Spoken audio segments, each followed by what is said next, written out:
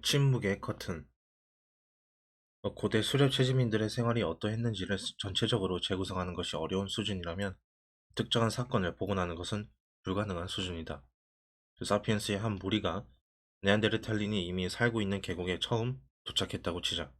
그때부터 여러 해에 걸쳐 숨막히는 역사의 드라마가 펼쳐졌을 것이다. 하지만 그런 접촉의 흔적이 지금까지 남아있는 것은 거의 없다. 기껏해야 몇 안 되는 뼈 화석과 한 움큼의 석회만 남아 학자들의 면밀한 신문에도 침묵만 지킬 뿐이다. 뼈 화석과 석기에서 끌어낼 가능성이 있는 것도 있다. 인체의 해부학적 구조, 기술, 먹은 음식, 심지어 사회 구조도 도출할 수 있다. 하지만 뼈나 석기가 결코 말해주지 않는 정보도 있다. 인접한 사피엔스 무리 간의 동맹이라든가 그런 동맹을 축복하는 망자의 정령이라든가 정령들의 축복을 얻기 위해 마을의 주술사들에게 은밀히 건네는 상하구슬이 그렇다. 이런 침묵의 커튼은 수만 년에 걸쳐 역사를 감추고 있다. 그 오랜 세월 동안 전쟁과 혁명, 열광적인 종교운동, 심원한, 심원한 철학이론, 빼어난 예술작품이 있었을 가능성이 크다. 어쩌면 수렵 채집인들에게는 온 세상을 정복한 그들만의 나폴레옹이 있어서 룩셈부르크 절반 크기의 제국을 통치했을지 모른다. 이 교양 악단은 없지만 대나무 피리 소리로 청중을 눈물 흘리게 만들었던 재능 있는 베토벤이 있었을지도 모른다. 우주를 창조한 신의 이야기 대신 동네 떡갈나무가 하는 이야기를 전했던 카리스마 넘치는 예언자가 있었을지도 모른다. 하지만 이 모든 것은 추측에 불과하다.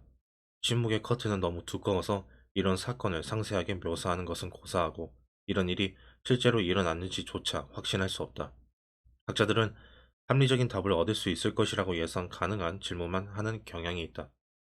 전에 없던 새로운 조사 도구가 발견되지 않는 한 아마도 우리는 고대 수렵 채집인들이 무엇을 믿었는지 어떤 정치적 드라마를 겪었는지를 결코 알아낼 수 없을 것이다. 하지만 답을 얻을 수 없는 질문을 하는 것은 매우 중요하다. 그러지 않으면 우리는 인류 역사에 6만에서 7만 년을 그 시기에 살았던 인류는 중요한 일이라고는 전혀 하지 않았다는 핑계로 일축하고 싶어질 수 있다.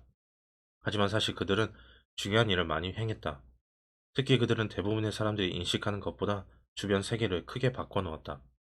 시베리아 툰드라나 호주 중부, 아마존 열대우림을 찾는 도보 여행자들은 자신이 인간의 손이 전혀 닿지 않은 천연 그대로의 풍경이 들어섰다고 생각하겠지만 이것은 환상이다.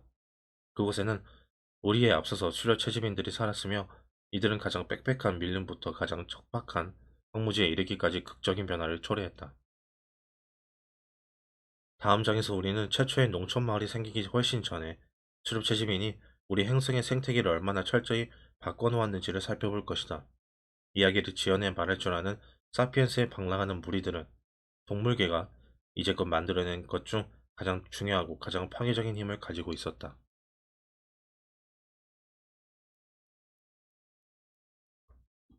대홍수.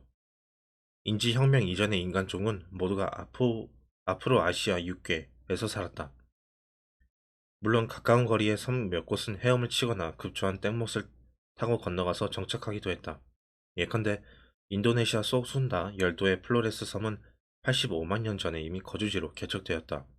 하지만 이들은 큰 바다로 나가는 모험을 감행할 용기가 없었으며 아무도 아메리카 호주 혹은 더욱 먼 곳인 마다가스카르, 뉴질랜드, 하와이에는 가지 못했다. 이 바다라는 장벽은 인간만 가로막은 것이 아니다. 앞으로 아시아 6개에 살던 유통식물 중 많은 종이 외부 세계로 나아가지 못했고 그 결과 호주나 마다가스카르 같은 먼 곳의 생물들은 고립된 상태로 수백만 년에 걸쳐 진화하여 형태나 성질이 멀리 앞으로 아시아 친척들과는 아주 달라지게 되었다. 지구라는 행성은 각기 구별되는 여러 생태계로 나뉘어 있었고 구역마다 각자 독특한 동식물이 살고 있었다.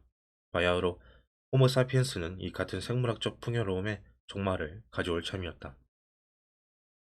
인지혁명의 결과 사피엔스는 기술과 조직의 방법을 터득하게 되었으며 그 덕분에 아프로아시아를 벗어나 외부 세계에 정착하는 데 필요한 전망까지도 품을 수 있었을 것이다.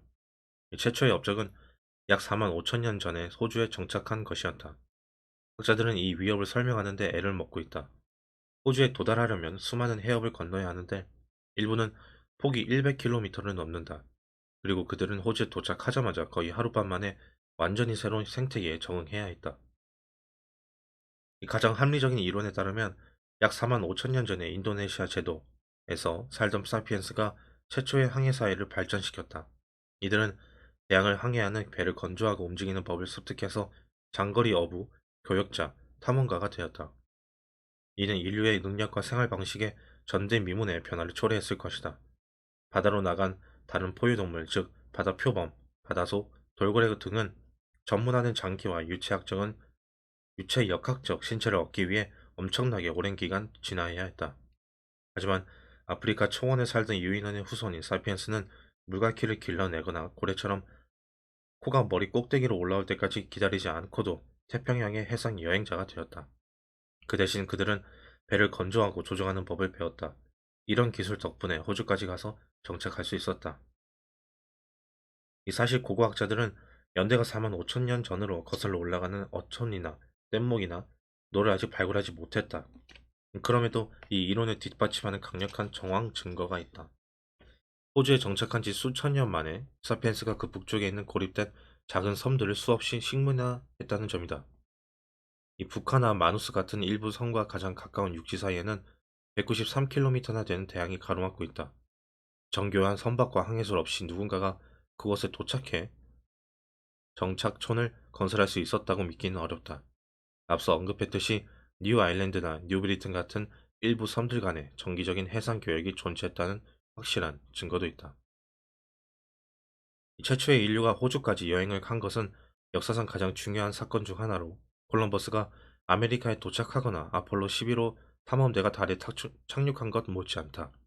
이것은 인류가 어떻게 해서든 앞으로 아시아 생태계를 떠나는 데 성공한 최초의 사례다. 사실 대형 육상 동물이 어찌어찌 해서 앞으로 아시아에서 호주로 건너간 첫 사례이기도 하다. 그러나 이보다 더 중요한 것은 인간 선구자들이 그 신세계에서 저지른 것이다. 이 최초의 수렵 채집인이 호주 해안에 발을 들인 순간은 호모사피엔스가 특정 대륙에서 먹이 사슬의 최상층부로 올라가고 이후 지구라는 행성의 연대기에서 가장 치명적인 종이 된 순간이었다.